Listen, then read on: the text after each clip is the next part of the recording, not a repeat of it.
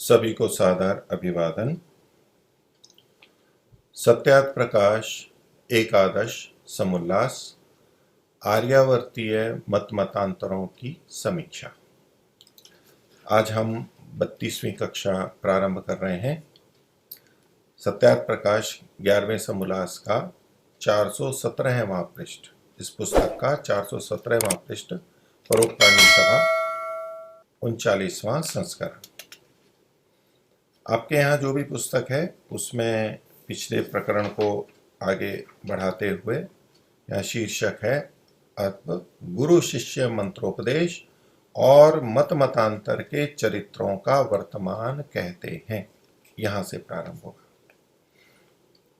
तो पीछे उपवास के बारे में महर्षि ने लिखा कि इन पुराणों में कभी किसी दिन ऐसे बहुत सारे उपवास लिखे हैं, और उस दिन जिस दिन उपवास का दिन हो उस दिन अगर कोई भोजन लेता है तो उसको वो पाप खाता है, इस तरह से हानि होती है, ऐसा कह दिया जाता है।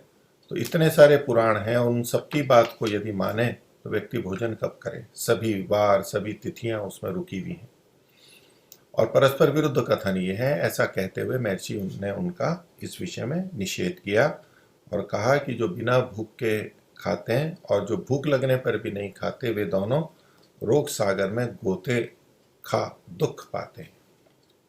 तो उचित रूप से भोजन का प्रयोग होना चाहिए।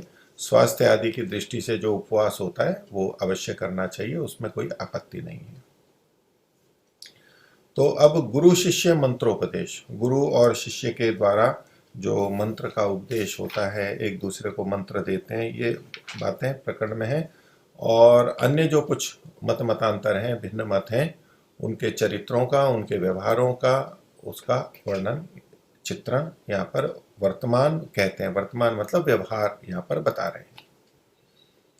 तो आगे प्रसंग लेते हैं कि मूर्ति पूजक संप्रदायी लोग प्रश्न करते हैं कि वेद अनंत है। प्रचलन में है अनंता वही वेदाः, वेद अनंत है। अब वेद की प्रशंसा में ये लिखा हुआ है कि वेद की कोई सीमा नहीं है, वेद अनंत है। अब यदि पुस्तक की दृष्टि से देखें तो ये 4 पुस्तकें हैं, उनके मंत्र निश्चित हैं, उस दृष्टि से तो वो सीमित ही हुई। फिर वो लोग उसको अर्थ की दृष्टि से भी कहते हैं कि उनके जो अर्थ हैं वो बहुत गहरे हैं और विशेष अर्थ हैं, तो ये अनंतता को बताते हैं। उसमें कितना भी गहराई से जाओ, ज्ञान का भंडार है, अनंत ज्ञान उनके अंदर है, इस दृष्टि से भी अनंत कह देते हैं।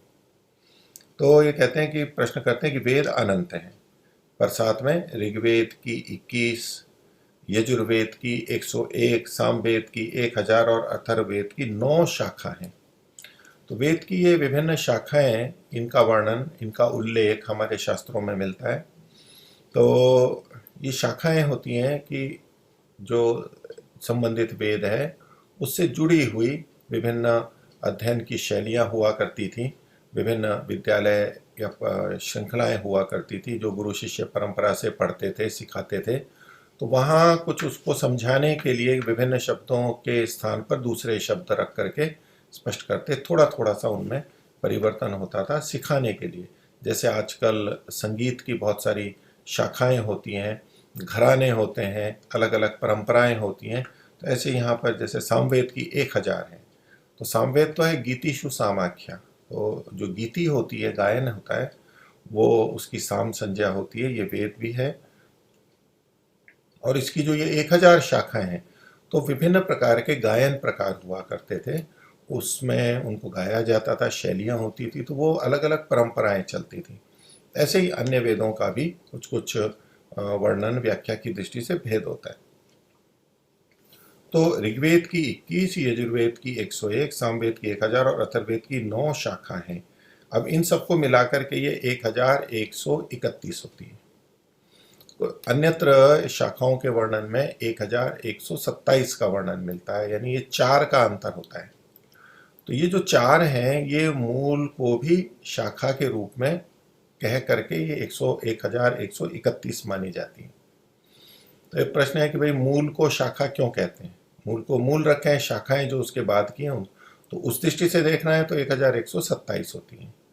पर चूंकि कुछ शाखाएं तो थोड़े थोड़े से परिवर्तन के साथ चलती रहीं और कुछ शाखाएं, कुछ घराने कहें, कुल कहें, वो मूल वेद के यथावत ही आगे चलते रहे।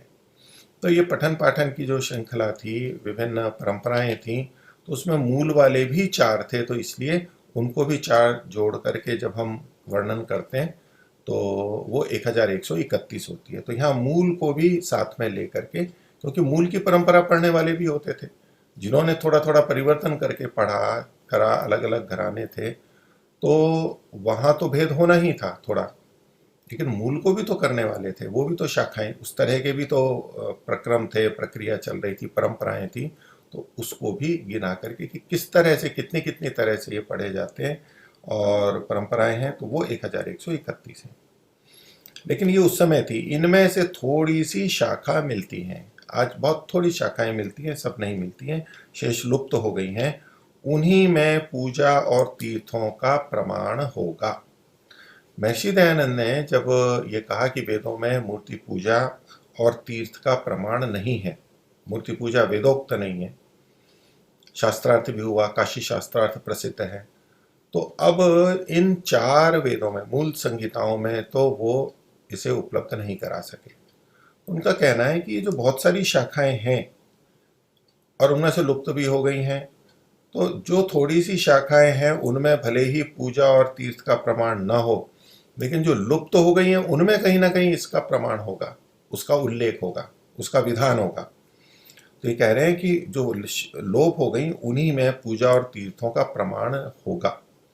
किस आधार पे ये अपनी बात रख रहे हैं? तो उनकी युक्ति है, जो न होता तो इन लुप्त शाखाओं में मूर्ति पूजा और तीर्थों का प्रमाण न होता तो पुराणों में कहां से आता? अर्थात पुराणों में आया है तो वेद में अवश्य कहीं ना कहीं होगा, इस शाखा में या उस शाखा में, ये ऐसा अनुमान लगाते हैं। क्यों? क्योंकि कहते हैं जब कार्य देख करके कारण का अनुमान होता है, नियम है ये, कारण को देख करके, कार्य को देख के कारण का अनुमान हो जाता है, और कारण को देख के कार्य का भी अनुमान होता है, लेकिन कार्य को देख के कारण का अनुमान होता है। तो यहाँ पर पुराणों को देखकर मूर्ति पूजा में क्या शंका है?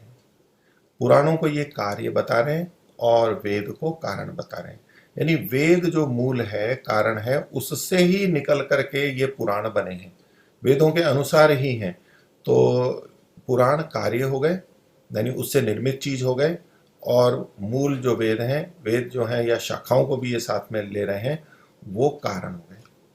तो इनका कहना है कि यहाँ है तो इसका मतलब है वेद में भी अवश्य होगा कहीं ना कहीं, आज उपलब्ध वेदों में या शाखाओं में नहीं है तो जो लुप्त हो गई उनमें होगा।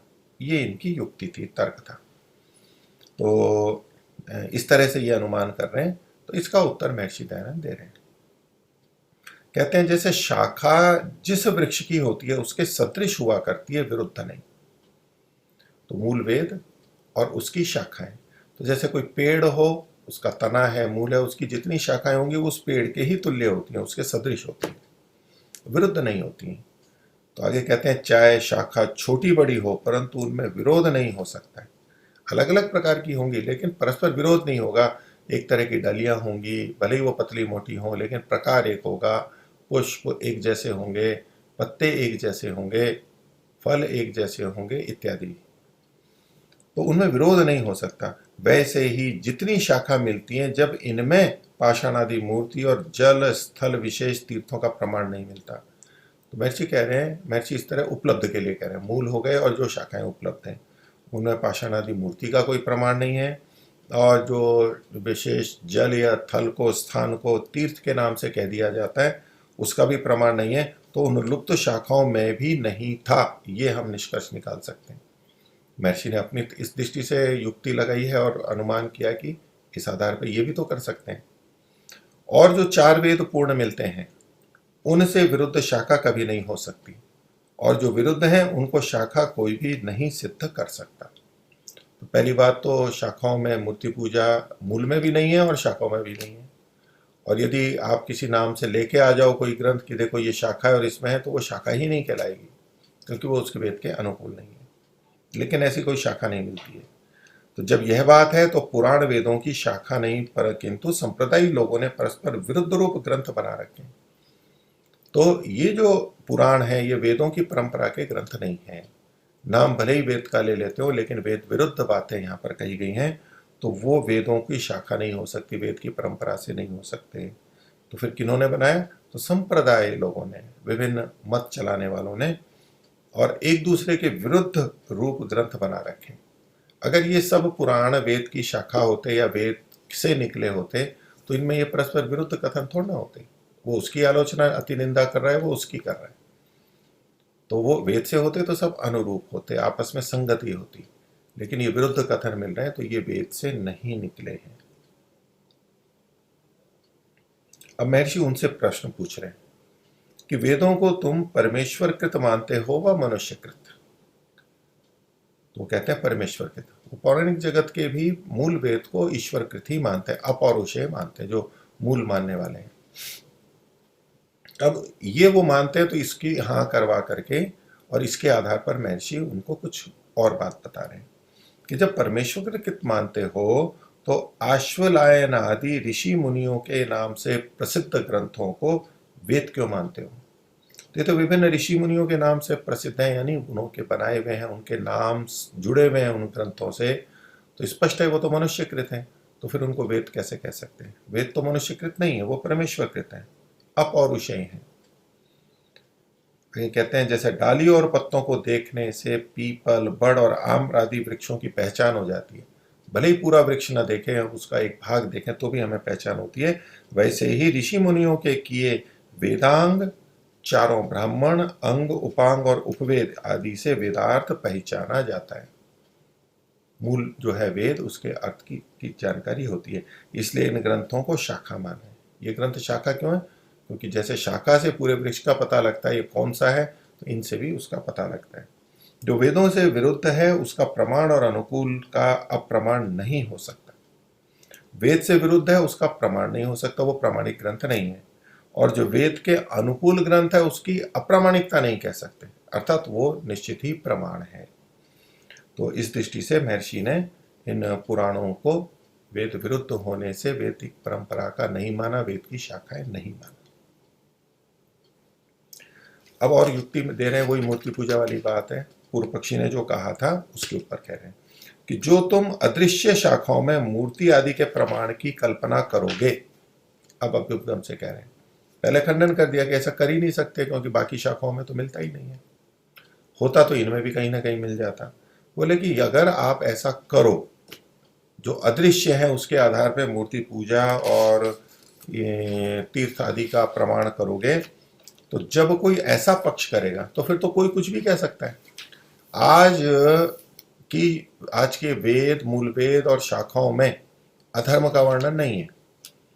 अब कोई ऐसी अधर्म की बात कहे और बोले कि ये वेदों में है, तो कहाँ है वेदों में? तो यहाँ तो नहीं है। तो जी वो लुप्त तो हो गई थी शाखाएं, उनमें था वो, अब ऐसे कथन का क्या प्रमाण है? तो बोले दूसरे भी ऐसा ही कह देंगे, फिर आप उनको क्या उत्तर दोगे? यही तो कहोगे ना कि देखो जो उपलब्ध है इसमें नहीं है, तो जो लुप्त शाखा है उसमें भी नहीं होगा।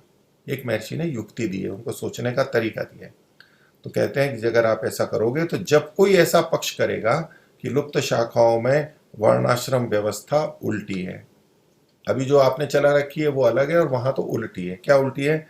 अर्थात अंत्यज और शूद्र का नाम ब्राह्मण आदि है। तो जो अंत्यज हैं उनका शूद्र कहते हैं, अंत में ज्ञान की दृष्टि से जो कम है उनको, तो उनको लेकिन वहाँ ब्राह्मण का, और ब्राह्मण आदि का नाम शूद्र और अंत्यज आदि है। जो ब्राह्मण है उनका नाम वहाँ शूद्र लिखा है, ऐसा कहें।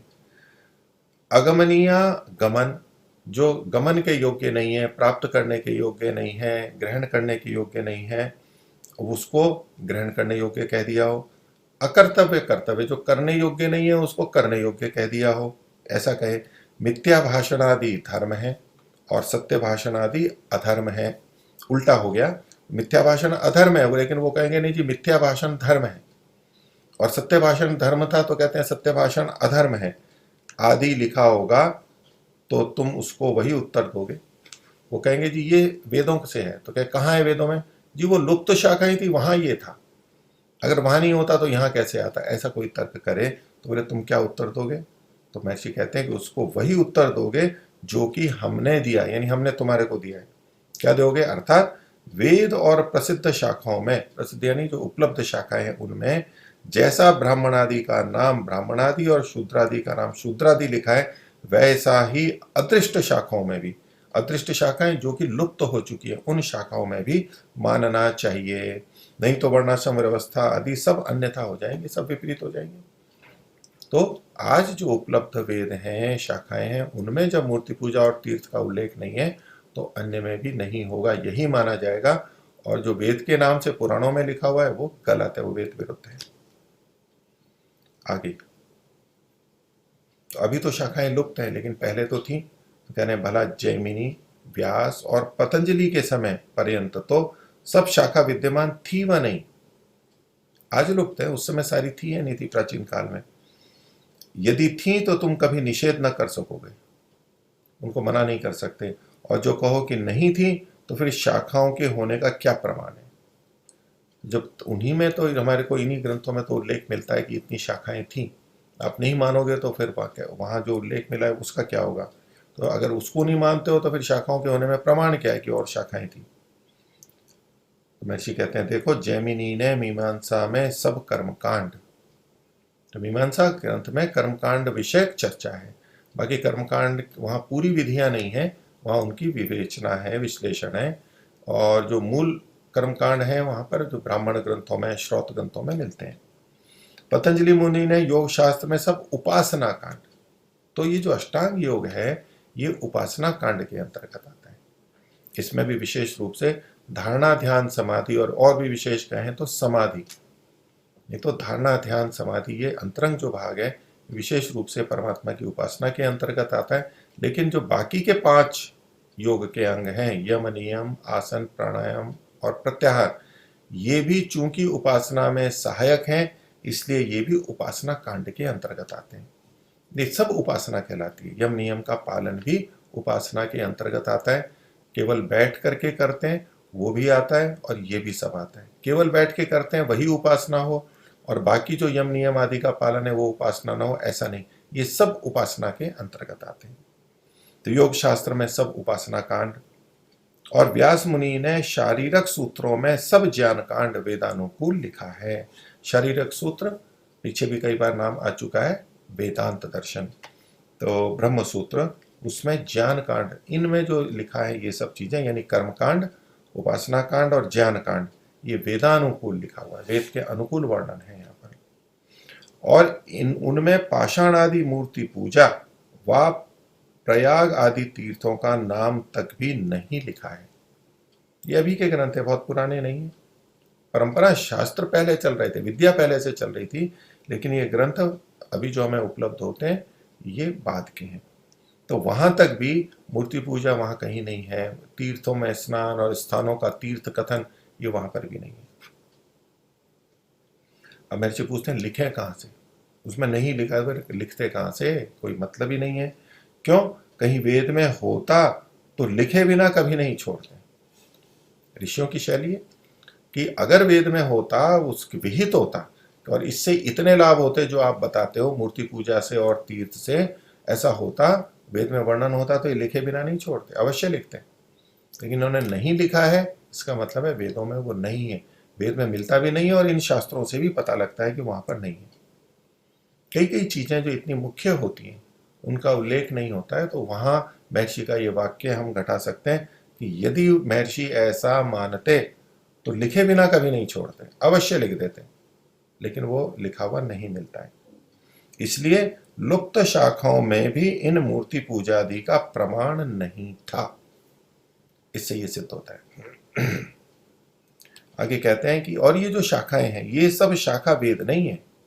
वो लोग ऐसा मान लेते हैं क्योंकि इनमें ईश्वर कृत वेदों की प्रतीक धर के व्याख्या, ये जो शाखाएं हैं जो इनके ग्रंथ मिलते हैं वहां ईश्वर कृत वेदों की प्रतीक धर के, ईश्वर कृत वेद मतलब वो जो 4 मूल संहिताएं हैं उनके प्रतीक धर के, यानी उन मंत्रों का एक भाग लेके या मंत्र लेकर के उद्धृत करके फिर व्याख्याएं चलती हैं, कुछ बातें कही जाती हैं, उनके प्रतीक को रख करके फिर आगे कुछ कहा जाता है, तो वो उनको मूल वेदों को उद्धृत कर रहे होते हैं।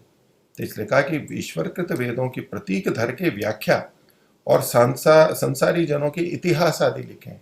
इन शाखाओं से संबंधित जो ग्रंथ हैं, अन्य जो ब्राह्मण आदि हैं, उसमें मनुष्यों के, राजाओं के या इनके इतिहास लिखे हुए, इसलिए वे वेद में कभी नहीं हो सकते। क्यों नहीं हो सकते? क्योंकि वेद तो सृष्टि के आदि से है और नित्य हैं, अर्थात हर सृष्टि के प्रारंभ में वो आते हैं, ईश्वर के ज्ञान में नित्य हैं। तो वहां इस पृथ्वी के, इस बार की सृष्टि के जो राजा या मनुष्य आदि हुए हैं, उनके नाम नहीं आ सकते। वे तो सृष्टि के आदि में हुए हैं, इसलिए इनके नाम उसमें नहीं आते। लेकिन जिन ग्रंथों में इस पृथ्वी के, इस सृष्टि के मनुष्यों, राजाओं आदि का वर्णन मिलता है, तो इसका मतलब है वो बाद के हैं। और बाद के हैं तो यानी मनुष्यकृत हैं, सृष्टि के आदि में नहीं है, वो पौरुषेय है। तो इसलिए ये वेद में कभी नहीं हो सकते। न इतिहास हो सकता, न सांसारिक जनों का इतिहास हो सकता, और न प्रतिवेद का मंत्र का प्रतीक बना के व्याख्या हो सकती। वह तो मूल मंत्र है। वेदों में तो केवल मनुष्यों को विद्या का उपदेश किया है, ज्ञान दिया है, किसी मनुष्य का नाम मात्र भी नहीं है। इसलिए मूर्ति पूजा का सर्वथा खंडन है। क्योंकि जो जितनी मूर्ति पूजा है, वहां किसी न किसी देवता का और फिर उसके परिवार का, उनके परिवार का और उनकी परंपरा का, उनकी घटनाओं का बहुत सारा उल्लेख मिलता है, सारी कथाएं जुड़ी हुई हैं। तो वेद में किसी मनुष्य का नाम नहीं है। कई लोग अपने अपने देवताओं को या अपने तीर्थंकरों को बताने के लिए कि ये तो बहुत पुराने थे, तो उनके तीर्थंकरों के या औरों के नाम जब वेद में आते हैं तो सोचते हैं कि वेद से ये पहले के हैं। अब वेद में तो नाम है, वेद से ये नाम उन मनुष्यों में गए हैं, उनके रखे गए हैं, लेकिन इन मनुष्यों के कारण से वेद में नहीं है। तो वेद में जो जिस तरह के वर्णन है, उसी तरह की बातें जब बाद में आती हैं, इससे ये नहीं सिद्ध हो जाता कि बाद वाली बातें पहले थी और वेद इनके बाद में है। तो उसका महर्षि ने कहा किसी मनुष्य का नाम मात्र भी नहीं है वेद के अंदर। तो कई शिव को कर लेते हैं, तो बोले जी शिव प्राचीन है वेद से भी। विष्णु का नाम आता है तो वो कर लेते हैं, इंद्र का नाम होता है वो कर लेते हैं, और किसी देवता का नाम होता है वो कर लेते हैं, ऋषभ देव का नाम आता है वो कर लेते हैं, इत्यादि इत्यादि। महावीर शब्द आता है तो वो कह लेते हैं कि जो महावीर इनसे पहले के थे। तो ये सब बातें मिथ्या हैं। वेद में ये नाम थे, विभिन्न यौगिक नाम, और ये बहुत सारे ईश्वर के नाम हैं, अन्यों के नाम हैं। उन गुण धर्मों को देख के अच्छे नामों को लोगों ने रख लिया, बाद के लोगों ने। तो इसलिए इससे ये सिद्ध नहीं होता कि वेद इन लोगों के बाद में है, बाद के हैं। आगे कहते हैं महर्षि कि देखो मूर्ति पूजा से, मूर्ति पूजा की हानि बता रहे हैं, और जो हमारे महापुरुष हैं उनकी किस प्रकार से निंदा होती है उसको बता रहे हैं कि देखो मूर्ति पूजा से श्री रामचंद्र, श्री कृष्ण, नारायण और शिवादि की बड़ी निंदा और उपहास होता है। निम्न स्तर का उनको प्रस्तुत कर दिया जाता है। कह रहे होते हैं जैसे कोई प्रशंसा हो रही है और बहुत बड़ा मान रहे हैं, लेकिन ये उनकी निंदा और उनकी हंसी उड़ाई जाती है। सबको ही जानते हैं कि वे बड़े महाराजाधिराज, बड़े बड़े राजा थे, ये लोग संपन्न थे और शक्तिशाली थे, ऐश्वर्य से युक्त थे। तो ये महाराजाधिराज और उनकी स्त्री सीता तथा रुक्मणी, लक्ष्मी और पार्वती आदि महारानी थी, महारानियां थी। तो वो भी वैसे ही संपन्न और सभी गुणों से, बहुत सारे गुणों से युक्त, ऐश्वर्य युक्त थी। ये नाम क्रमशः दिए गए हैं, रामचंद्र जी सीता, श्री कृष्ण जी रुक्मणी, नारायण लक्ष्मी और शिव के पार्वती। आगे कहते हैं परंतु जब इनकी मूर्तियां मंदिर आदि में रख करके पुजारी लोग उनके नाम से भीख मांगते हैं, धन मांगते हैं, अर्थात उनको भिखारी बनाते हैं, उनको भिखारी बना दिया, उनके नाम से मांग रहे हैं कि आओ महाराज, राजा जी, सेठ साहूकारों, लोगों को कहते हैं, दर्शन कीजिए, बैठिए, चरणामृत लीजिए, कुछ भेंट चढ़ाइए महाराज। क्यों? बोले राम, सीता राम, कृष्ण रुक्मणी व राधा कृष्ण, लक्ष्मी नारायण और महादेव पार्वती जी को 3 दिन से बाल भोग व राजभोग अर्थात जलपान व खानपान भी नहीं मिला है। अब ये उनको इस रूप में प्रस्तुत करते हैं और उनके नाम से मांगते हैं, यानी भूखे मर रहे हैं, इनके पास धन नहीं है, ये निर्धन है, जबकि ये तो बड़े संपन्न थे। आज इनके पास कुछ भी नहीं है। सीता आदि को नथुनी, जो आभूषण होता है, आदि रानी जी व सेठानी जी बनवा दीजिए। जो अब मनुष्यों के रानी या सेठानी हैं, उनको कहते हैं कि आप इनके नथुनी आदि कुछ आभूषण बना दीजिए। अन्न आदि भेजो तो रामकृष्ण आदि को भोग लगाएं, नहीं तो हम इनको भोग ही नहीं लगा सकते, इनको भोजन नहीं करा सकते। क्या दुर्दशा है। वस्त्र सब फट गए हैं, मंदिर के कोने सब गिर पड़े हैं, ऊपर से चूता है, पानी गिरता है, और दुष्ट चोर जो कुछ था उठा ले गए। कुछ उंदरों ने काट कूट दिए। देखिए एक दिन उंदरों ने ऐसा अनर्थ किया कि इनकी आंख भी निकाल लेके भाग गए। अब हम चांदी की आंख न बना सके, इसलिए कौड़ी की लगा दी है। अब ये दुर्दशा बताई जा रही है इन महापुरुषों की, और इनके नाम से मांगा जा रहा है। इसके लिए महर्षि कह रहे हैं कि ये आप इनकी बड़ी निंदा कर रहे हैं और इनका उपहास कर रहे हैं। ये ठीक नहीं है, अनुचित है। महापुरुषों का, श्रेष्ठों का इस तरह से अपमान नहीं करना चाहिए। और क्या कराते हैं ये लोग, पौराणिक लोग, तो बोले रासलीला, रामलीला और रास मंडल भी करवाते हैं। तो चलती है रामलीलाएं और रास मंडल, उनमें कुछ कुछ ऐसा वर्णन, ऐसी चीजें होती हैं जो महर्षि नीचे लिख रहे हैं। सीता, राम, राधा, कृष्ण नाच रहे हैं, और राजा महंत आदि उनके सेवक आनंद में बैठे हैं वहां पर, और उनके नाच को देख देख करके खुश हो रहे हैं। मंदिर में सीता राम आदि खड़े हुए हैं, खड़ी मूर्तियां होती हैं, और पुजारी व महंत आदि आसन अथवा गद्दी तकिया लगाकर बैठते हैं। ऐसे भी बैठते हैं, वो भी मिलते हैं। महागर्मी में भी ताला लगा भीतर बंद कर देते हैं। अगर उनको वो वास्तविक मानते हैं, ये देव हैं, और उनको भोग लगाते हैं, तो फिर उनको सर्दी गर्मी भी लगेगी, तो आप वहां उनको बंद करके कैसे छोड़ देते हो। तो कई जने फिर वहां पर पंखा भी चला करके रखते हैं, एसी लगा देते हैं आजकल, उस कमी को दूर करने का प्रयास करते हैं, लेकिन बंद कर देते हैं, बंद कर देते हैं, और आप सुंदर वायु में पलंग बिछा करके सोते हैं अच्छी तरह। बहुत से पुजारी अपने नारायण को डिब्बी में बंद कर ऊपर से कपड़े आदि बांध गले में लटका लेते हैं, साथ में रखते हैं। भगवान को साथ में रखना है, देवता को साथ में रखना है। अब उसको कैसे बांध दिया है अंदर, कहते हैं जैसे कि वानरी अपने बच्चे को गले में लटका लेती है, वैसे पुजारियों के गले में भी ये लटके हुए रहते हैं और उसी को लेकर घूमते हैं। और जब कोई मूर्ति को तोड़ता है विरोधी व्यक्ति, तब हाय हाय कर छाती पीट बकते हैं, बोलते रहते हैं, बड़बड़ाते हैं। सीता राम जी, राधा कृष्ण जी और शिव पार्वती को दुष्टों ने तोड़ डाला, दुष्टों ने तोड़ डाला। रोते रहो, अपमान का घूंट पीते रहो, रोते रहो। अब दूसरी मूर्तियां मंगवा कर, जो कि अच्छे शिल्पी ने संगमरमर की बनाई हो, स्थापन कर पूजनी चाहिए। फिर लोगों से मांगते हैं अच्छी मूर्ति होनी चाहिए, ये विधान होना चाहिए, ऐसा भंडारा होना चाहिए, ऐसे स्थापन होना चाहिए, ऐसे प्राण प्रतिष्ठा होनी चाहिए, न जाने क्या क्या बातें करते हैं। फिर नारायण को घी के बिना भोग नहीं लगता, ये कहते हैं, क्योंकि उनको बिना घी के काम नहीं चलेगा, इनको घी चाहिए। बहुत नहीं तो थोड़ा सा अवश्य भेज देना। कैसी देखो मांग कर रहे हैं, इत्यादि बातें इन पर ठहराते हैं, यानी नारायण जी आदि के नाम से करते हैं, उन पर ठहराते हैं। और रासमंडल व राम लीला के अंत में सीता राम व राधा कृष्ण से भीख मंगवाते हैं। जिनको सीताराम राधा कृष्ण बनाया था उन्होंने प्रतीक के रूप में भले ही, और बाद में उनको लेकर के भीख मंगवाते हैं। वो लोगों के बीच में जाते हैं, मांगते हैं, उनसे भीख मंगवाते हैं, भिक्षा मंगवाते हैं। जहां मेला ठेला होता है वहां छोकरे पर, मेला ठेला, मेला लगता है, ठेले खड़े रहते हैं, लोग आते हैं, बहुत भीड़ होती है, वहां छोकरे यानी छोटे बच्चे के ऊपर मुकुट धर के कन्हैया बनाकर मार्ग में बैठाकर भीख मंगवाते हैं। कृष्ण को दे दो, भगवान को दे दो, भगवान के नाम पे दे दो, ऐसा रूप बना के करते हैं। उनको रूप बनाते हैं और उनसे भीख मंगवाते हैं। इत्यादि बातों को आप लोग विचार लीजिए कि कितने बड़े शोक की बात है, दुख की बात है।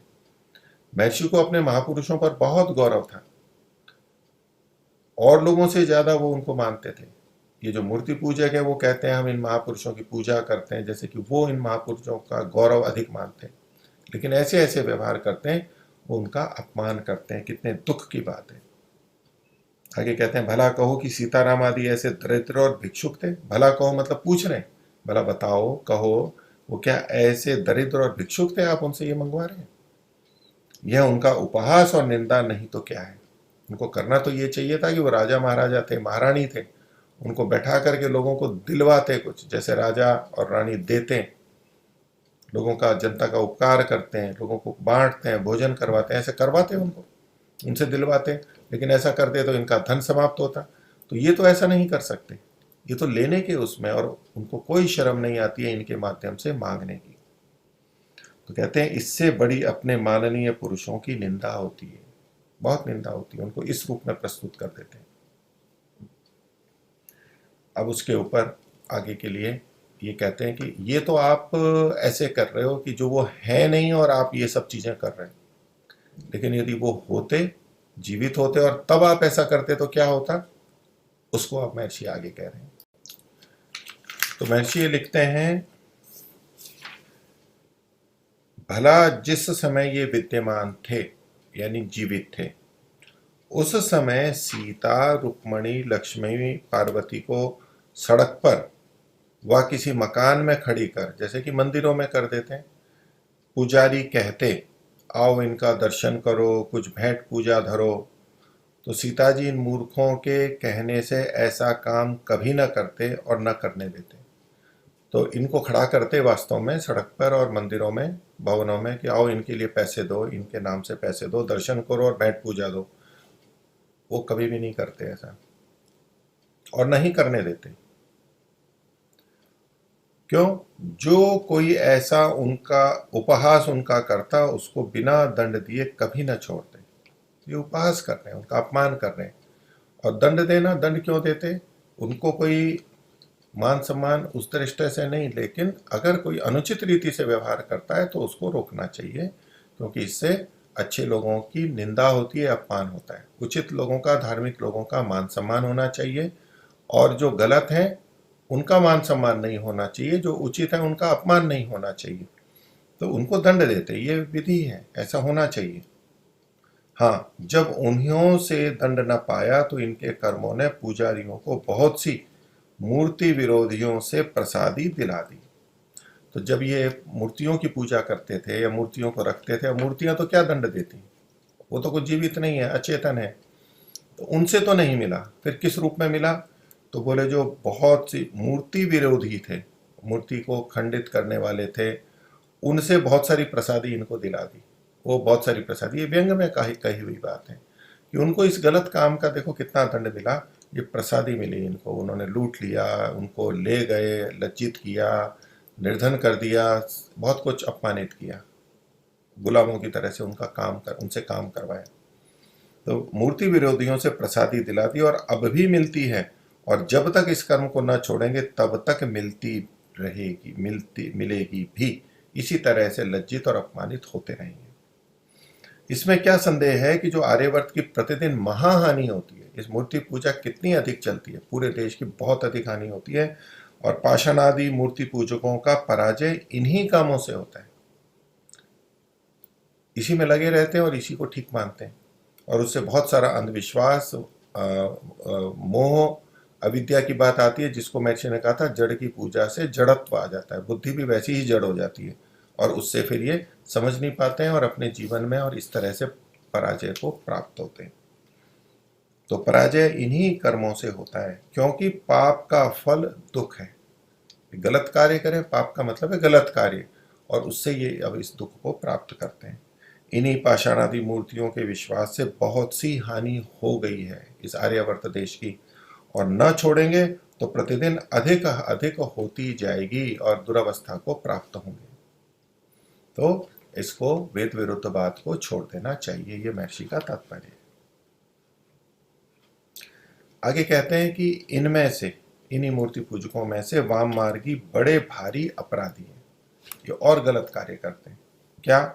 कि जब वे चेला करते हैं तब साधारण व्यक्ति को, अलग अलग लोगों को अलग अलग मंत्र देते हैं। तो जो साधारण व्यक्ति होते हैं उनको देते हैं, मंत्र देते हैं उनको। दम दुर्गायै नमः, दुर्गा के लिए नमस्ते, दम शब्द जोड़ दिया। भम भैरवाय नमः, भैरव के लिए नमस्कार है, भम जोड़ दिया भाव। ऐं ह्रीं क्लीं चामुंडायै विच्चे इत्यादि मंत्रों का उपदेश कर देते हैं, इसको जप करो।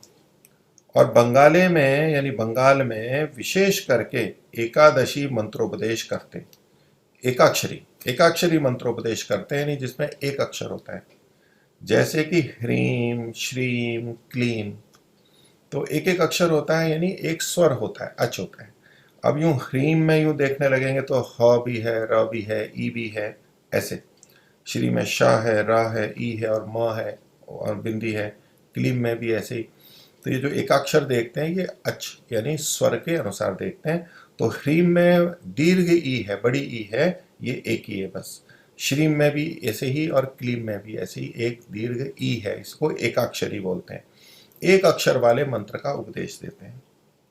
तो ये कहाँ है, तो इस तरह का ऊही है, लगभग ऐसा ही इन प्रकरणों में मिलता है। श्री कंठ शिव पंडित रचित शावर तंत्र इत्यादि में। ये तो इत्यादि हो गए। आगे कहते हैं और धनाढ्यों का पूर्णाभिषेक करते हैं। तो जो निर्धन होते हैं, साधारण होते हैं, उनको तो ये मंत्र का कथन कर देते हैं, और जो धनाढ्य होते हैं उनका पूरा अभिषेक करते हैं, विशेष पूजा आदि करके, और विशेष मंत्र देते हैं। ऐसे ही 10 महाविद्याओं के मंत्र उन्होंने अपने अपने बना रखे। ह्रीम ह्राम ह्रीम ह्रूम वगला मुख्य फट स्वाहा, कहीं कहीं हुरूम फट स्वाहा, ऐसा वो बोलते हैं। और क्या करते हैं, मारण मोहन उच्चाटन विद्वेषण वशीकरण आदि प्रयोग करते हैं। ऐसा कुछ कर्मकांड करते हैं और लोगों को बहकाते हैं कि इससे हम आपके ये कार्य कर देंगे। यहाँ कुछ वैसे ही कर्मकांड में क्रियाएं करते हैं और उधर वो वैसा होता है, ऐसा इन लोगों का दावा है। तो मारण का मतलब है ऐसे काम करते हैं कि किसी का शत्रु है उसको जान से मारना है, या उसके अंग भंग करने हैं, हाथ पैर तोड़ना है, दुर्घटना करनी है, ये मारण के अंतर्गत आता है। तो ये अपने भक्तों को या जो लोग अपने शत्रुओं को मारना चाहते हैं वो इनके पास पहुंचते हैं, कुछ ये पैसे लेते हैं, पूजा पाठ करते हैं, क्रियाएं करते हैं कि वो देखो आपका शत्रु मर जाएगा। ये कहता है मारण। मोहन, मोहन का मतलब है कि उनको मोहित कर देते हैं, मोहित कर देते हैं, उनको अज्ञान से युक्त कर देते हैं, तो उनके कार्यों में बाधा आने लगती है, उनके कार्य खराब होने लगते हैं, बिगड़ने लगते हैं। तो अपने शत्रुओं के लिए ऐसा कराते हैं लोग, ऐसा कर्मकांड करवाते हैं, तो ये मोहन हो गया। फिर है उच्चाटन, ये ऐसा कुछ करेंगे कि वो व्यक्ति वहां से भाग जाए, निकल करके उखड़ जाए, वहां से चला जाए। विद्वेषण, उससे द्वेष हो और वो और लोगों से द्वेष को प्राप्त हो, उसकी हानि हो।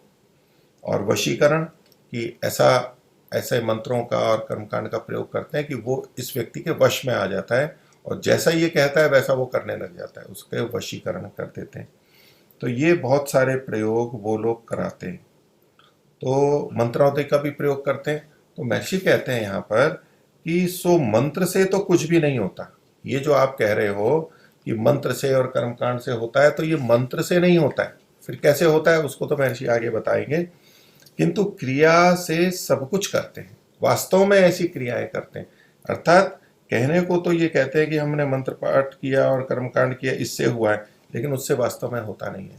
महर्षि ने पहले भी इस बात को लिखा था कि मंत्र तो शब्द हैं, उनसे ये सब चीजें नहीं होती हैं। लोग ऐसा कहते हैं कि उनसे हो रही है, ऐसा वो प्रतिपादित करते हैं इसकी मंत्र की शक्ति से और ये, लेकिन वास्तव में उससे कुछ नहीं होता। तो इसमें जो ये उच्चाटन था कि लोगों में भय आदि पैदा करके ऐसा कर देते हैं कि वो वहां से भाग जाए, गांव से, नगर से, कस्बे से, मोहल्ले से। तो जिसको भगाना हो तो उसके लिए उच्चाटन करते हैं। और विद्वेषण में कि उनका आपस में द्वेष हो जाए। मान लो भाई भाई हैं और परिवार के लोग हैं, और ये कर्मकांड करके मंत्रों का ऐसा उच्चारण करके उनमें आपस में द्वेष हो जाए, ऐसी प्रक्रिया करते हैं कि उनमें द्वेष हो जाएगा और उसमें फूट पड़ेगी, आपस में झगड़े होंगे और ये आनंद लेंगे। तो अपने शत्रुओं की हानि पहुंचाने का ये एक तरीका है कि उनमें फूट डाल दो, द्वेष पैदा करवा दो, ऐसा ये कहते हैं कि इन कर्म कांडों से करते हैं। और ये लोग ऐसे कार्य करते हैं, फिर ऐसे कार्य करते हैं, उनसे पैसे लेते हैं और इन चीज़ों को कराते हैं, ये इनका धंधा बना हुआ है। और लोग भी चूंकि वो चाहते हैं कि ऐसा हो, उनको पैसे देते रहते हैं। महर्षि ने कहा कि ये मंत्रों से नहीं होता, ये तो क्रियाओं से होता है। कैसे? जब किसी को मारने का प्रयोग करते हैं तब इधर कराने वाले से धन ले लेते हैं पहले, और आटे व मिट्टी का पुतला बना लेते हैं जिसको मारना होता है। अब यहाँ आटे का उसका हाथ काटते हैं या सिर काटते हैं, मिट्टी का है उसका काटते हैं, तो कहते हैं यहाँ करेंगे तो वहां पर भी वो नष्ट हो जाएगा। तो आटे व मिट्टी का पुतला जिसको मारना चाहते हैं उसका बनाते हैं, उसकी छाती, नाभि, कंठ में छुरे प्रवेश कर देते हैं, यहाँ पर छोटे छोटे होते हैं, आंख, हाथ, पग में कीले ठोक देते हैं। उसके ऊपर भैरव व दुर्गा की मूर्ति बना करके हाथ में त्रिशूल दे देते हैं और उसके हृदय पर उसको लगा देते हैं। एक वेदी बनाकर मांस आदि का होम करने लगते हैं। जो यज्ञ आदि जैसे करने के लिए वेदी बनी हुई रहती है, ऐसी बना करके मांस का होम करते हैं, मांस को डालते हैं अग्नि में, और उधर दूत आदि को भेज के उसको विष आदि से मारने का उपाय करते हैं। अर्थात किसी से मरवा देते हैं उसको, क्योंकि अगर वो मरेगा नहीं और बार बार ऐसी ही घटनाएं होती रहें, ये तो पैसे लूटते रहें, तो उन पर कौन विश्वास करेगा। तो ये वास्तव में पैसे दे करके मरवा देते हैं और इधर इससे पैसे ऐंठ लेते हैं। ये इनके कमाई का धंधा होता है। ये कितना अपराध करते हैं। आगे, जो अपने पुरस्चरण के बीच में उसको मार डाला तो अपने को भैरव देवी की सिद्धि वाले बताते हैं। जो पुरस्चन यानी जो कर्मकांड करते हैं, अगर इसी बीच में उसकी मृत्यु हो जाती है उसी समय, तब तो अपने को बहुत सिद्ध मानते हैं। और उस समय नहीं हुआ, नहीं कर पाए, नहीं मार पाए, तो बाद में मरवाते हैं। तो बाद में कहते हैं बाद में असर आएगा, अभी कर्मकांड किया है, वो अपना काम करेगा, समय आने पे उसको मारेगा, इत्यादि इत्यादि करते हैं। और भैरवो भूतनाथश्च इत्यादि का पाठ करते हैं। ये इनके अपने श्लोक हैं, कुछ वाक्य हैं, उनको बोलते हैं। और जब ये मारते हैं, पुरस्चरण करते हैं, ये सारे कर्मकांड करते हैं सिद्धि के लिए, तो उस तरह के शब्दों को बोलते रहते हैं। मारय मारय, बार बार जो होता है मारो मारो, ये यहाँ से निर्देश करते हैं तो उसको मारते हैं। उच्चाटय उच्चाटय, उसको उखाड़ो यहाँ से, भगाओ यहाँ से। विद्वेषय विद्वेषय, इनके आपस में द्वेष पैदा करो। छिंदी छिंदी, इनको अलग अलग कर दो। भिंदी भिंदी, इनको भेदन कर दो, काट दो, फोड़ दो। वशीकुरु, इनको वशीकरण, वश में ले लो, वश में ले लो। खादय खादय, इनको खा लो। भक्षय भक्षय, खा लो। त्रोटय त्रोटय, तोड़ दो, इनको तोड़ फोड़ दो। नाशय नाशय, इनका नाश कर दो। मम शत्रुन वशीकुरु, मेरे शत्रुओं को वश में कर लो। मम शत्रुन वशीकुरु, दोबारा बोल रहे हैं आवृत्ति के लिए, जोर देने के लिए। हुम फट स्वाहा, ऐसा करके आहुति दे देते हैं, जो जो इनका कर्म करवाना हो। तो इत्यादि मंत्र जपते हैं और मद्य भांग खूब पीते हैं। पुरोहित और साथ में अन्य लोग भी इसी तरह का काम चलता है। मांस आदि खाते हैं। भ्रिकुटी के बीच में सिंदूर रेखा देते हैं। भ्रिकुटी ये होती है, इनके बीच में यहाँ पर रेखा दे देते हैं। कभी कभी काली आदि के लिए किसी आदमी को पकड़ के मार के होम कर देते हैं। यानी काली जो देवी है, उसके लिए वो मनुष्यों की मुंड की माला और ये सब चीज़ें उंगलियों की माला, क्या क्या चीज़ें होती हैं वहाँ, तो मनुष्यों को, आदमी को पकड़ करके, यानी मनुष्य को पकड़ के मार करके होम कर देते हैं। और कुछ कुछ उसका मांस भी खाते हैं, आहुति भी दे, और खुद भी मनुष्य का मांस खा जाते हैं। जो कोई भैरवी चक्र में जावे, उनका जो चक्र भैरवी का जो वहाँ पर उनका अनुशासन है, तो वहाँ उसी तरह के लोग और सारे कर्मकांड हो रहे हैं। और वहाँ मद्य मांस ना पिए, मद्य ना खाए, मांस ना पीवे, ना पीवे ना खावे, तो उसको मार के होम कर देते हैं। इतना विरोध और क्रोध करते हैं, पकड़ते हैं तो खाओ, अगर नहीं है तो मार के वहीं पर ही उसको आहुति दे के उसको खा जाते हैं। उनमें से जो अघोरी होता है वह मृत मनुष्य का भी मांस खा जाता है। जिंदा को मार के खाना, और जो मरे हुए हैं, सड़े हुए हैं, उसको भी ये खा लेते हैं, दुर्गंध युक्त भी। और अजरी बजरी करने वाले विष्ठा मूत्र भी खाते पीते हैं। इनके जो कुछ दोहे हैं उसमें अजरी बजरी शब्द आता है, तो वो ये करने वाले हैं, यानी अजरी बजरी बोलने वाले हैं, ये मल मूत्र को भी खाते हैं। इतने निंदित होते हैं, दुर्गंधित चीज़ों को खाते हैं, घृणित से घृणित कार्य ये करने का करते हैं। तो यहाँ इनका वर्णन हुआ। अब आगे अन्य कुछ लोगों का वर्णन करते हैं। तो इसमें दो को यहाँ पर ले रहे हैं महर्षि। एक चोली मार्ग और एक बीज मार्गी भी होते हैं। चोली मार्ग और बीज मार्ग, तो जैसे इनके कर्म है उसके अनुसार से ये नाम पड़े हुए हैं। क्या करते हैं चोली मार्ग वाले, एक गुप्त स्थान व भूमि में एक स्थान बना लेते हैं, दूर कर लेते हैं, या तो भूमिगत भवन आदि बनाते हैं, क्योंकि समाज के बीच में तो ऐसा कर नहीं सकते, बहुत विरोध हो जाएगा और इनका अपमान होगा। तो गुप्त स्थान में करते हैं। वहाँ सबकी स्त्रियां, पुरुष, लड़का लड़की, बहन, माता, पुत्र, वधू आदि सब इकट्ठे हो, सब लोग मिल मिलाकर मांस खाते हैं, मद्य पीते हैं। पूरा परिवार आ जाता है, अनेक परिवार आके इकट्ठे हो गए। अब मद्य खाएं, मांस खाएंगे, मद्य पिएंगे, और फिर इनके कर्मकांड जिसको ये मुक्ति का साधन बताते हैं इत्यादि इत्यादि। तो एक स्त्री को नंगी करके उसके गुप्त इंद्रिय की पूजा सब पुरुष लोग करते हैं, और उसका नाम दुर्गा देवी धरते हैं, क्योंकि देवी को मानते हैं, उसको देवी मान लेते हैं। और एक पुरुष को नंगा करके उसके उपस्थ इंद्रिय की पूजा सब स्त्रियां करती हैं और उसको फिर वो देव मान लेती हैं। आगे कहते हैं जब मद्य पी पी के उन्मत्त हो जाते हैं तब सब स्त्रियों की छाती का वस्त्र, जिसको चोली कहते हैं, एक बड़ी मट्टी की नांद में सब वस्त्र मिला करके रख देते हैं, यानी जिसमें बाहर से दिखे नहीं, वो सब वस्त्र इकट्ठे एक अंदर डाल देते हैं और एक एक पुरुष उसमें हाथ डाल के जिसके हाथ में जिसका वस्त्र आवे अंदर हाथ डालेगा, जिसकी चोली एक वस्त्र आएगा बस उसके साथ में वो जाएगा। तो चाहे वह माता, बहन, कन्या, पुत्र वधू क्यों न हो, उस समय के लिए वह उसकी स्त्री हो जाती है। आपस में कुकर्म करने और बहुत नशा चढ़ने से जूते आदि से लड़ते भी हैं। होश तो रहता नहीं है और अपने स्वार्थ में लगे रहते हैं और वहाँ झगड़े भी हो जाते हैं, तो आपस में लड़ते हैं। और जब प्रातःकाल कुछ अंधेरे अंधेरे अपने घर को चले जाते हैं, ऐसे ही नशे में धुत होकर गिर जाते हैं, सो जाते होंगे, फिर सुबह होश आता होगा, अपने घर को जाते हैं, तब माता माता, माता को माता की तरह, कन्या कन्या की तरह, बहन बहन की तरह और पुत्र वधू हो जाती है।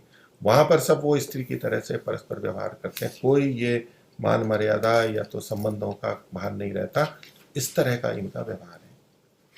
तो चोली को लेकर के ये ऐसा करते हैं, इसलिए चोली मार्ग इनका नाम लिखा बनाया है। दूसरे जो बीज मार्गी हैं उसके लिए कहते हैं स्त्री पुरुष के समागम कर जल में वीर्य डाल देते हैं। तो वीर्य को बीज माना जाता है उस दृष्टि से, और उसको मिला करके पी जाते हैं। ये पामर ऐसे कर्मों को मुक्ति के साधन मानते हैं, ऐसे ऐसे कृत्यों से मुक्ति मानते हैं। विद्या विचार सज्जनता आदि रहित होते हैं, न कोई ज्ञान है, न विचार है, न सज्जनता है, और इस तरह का जीवन जीते हैं और इसी में मुक्ति को मानते हैं।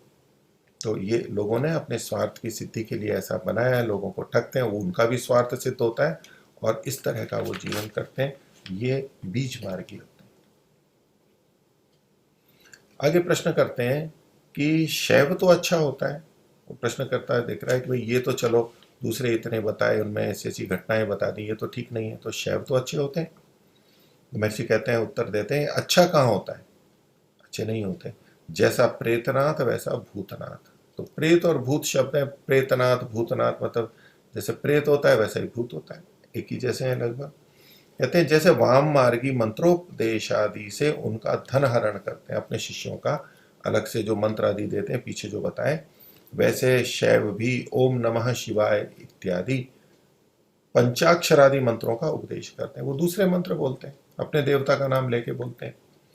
इसको ये एक मंत्र यहाँ पर दिया, ओम नमः शिवाय ऐसा बोलते हैं, और ये पंचाक्षरी मंत्र का उपदेश देते हैं। पंचाक्षरी मतलब इसमें पंच अक्षर है, 5 अक्षर है, 5 स्वर हैं।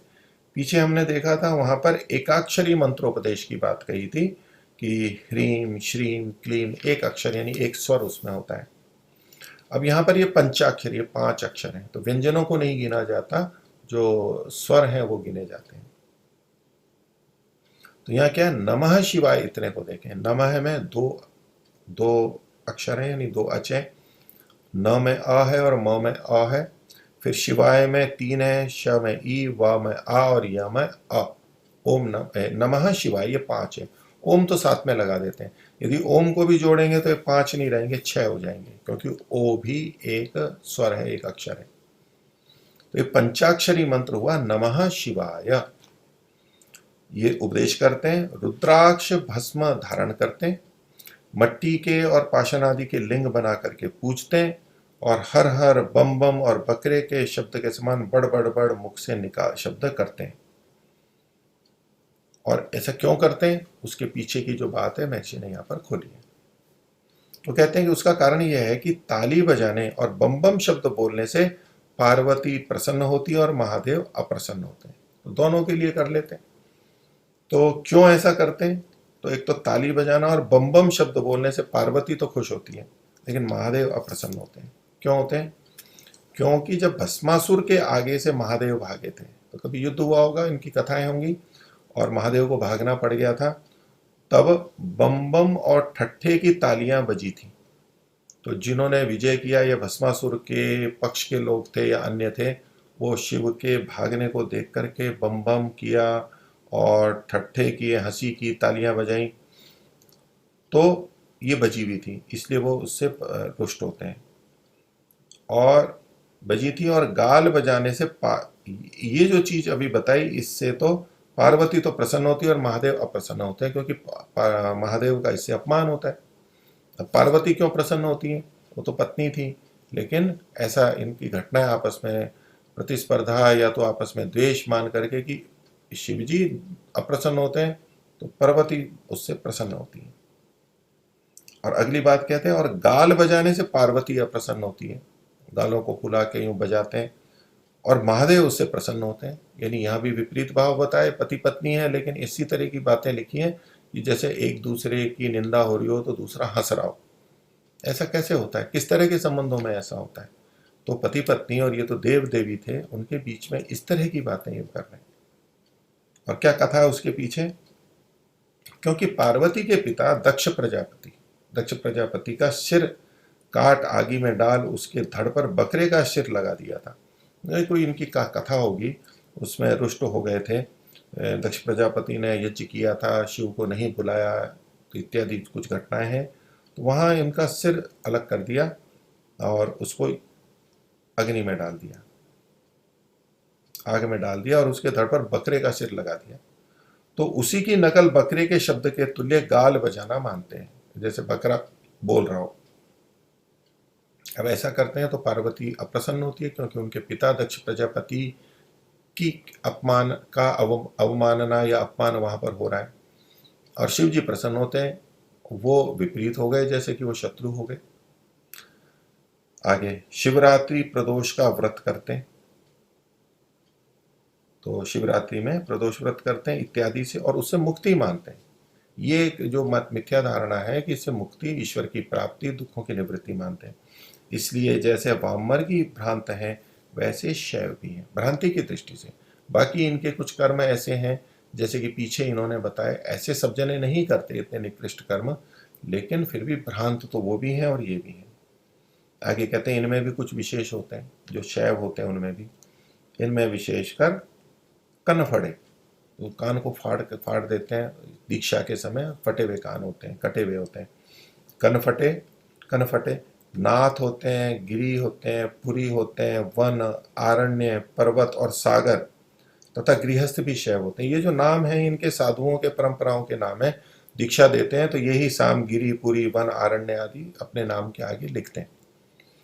और गृहस्थ होते हैं वो भी शैव होते हैं, ये भी शैव होते हैं।